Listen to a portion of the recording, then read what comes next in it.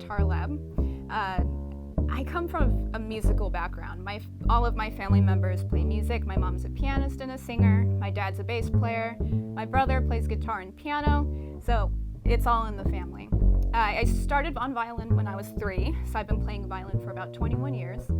I started bass when I was in middle school, which is about 12 years ago now, so I've been playing bass for 12 years. I started on electric first in jazz band because our jazz band needed a bass player, and I was like, what? I play violin, so why not? And then I started playing upright about 6 to 7 years ago, and when I was a senior in high school. And it was a big adjustment just because it's a large instrument and I'm a small person.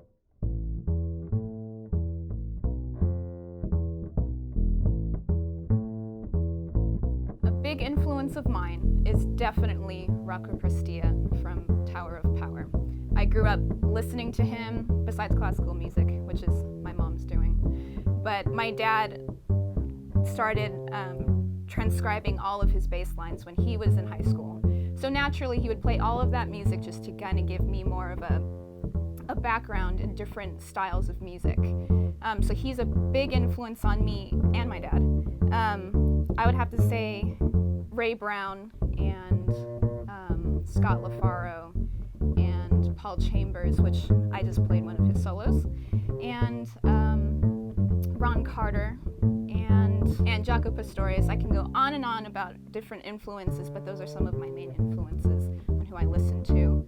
Another influence that I listen to, but for more band purposes and rhythm section and groove purposes, would be James Brown and Tower of Power as a whole, just because they have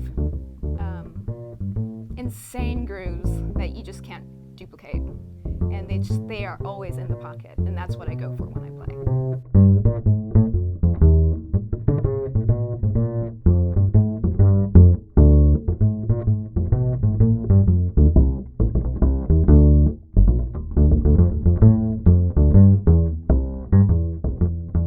So the gear that I use for my gigs and just to practice on is Fender. This is a Fender 50s reissue P-Bass. I use Gallien-Kruger especially for my jazz gigs because they sound great with upright basses.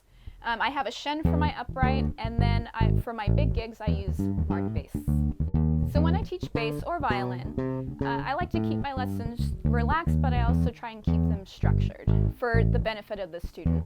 I try to keep my lessons fun as well with doing games, especially depending on how young the child is as well. I like to teach things step by step so there's no holes in the child's progression. When a student comes to me with something that they want to learn, I definitely encourage that.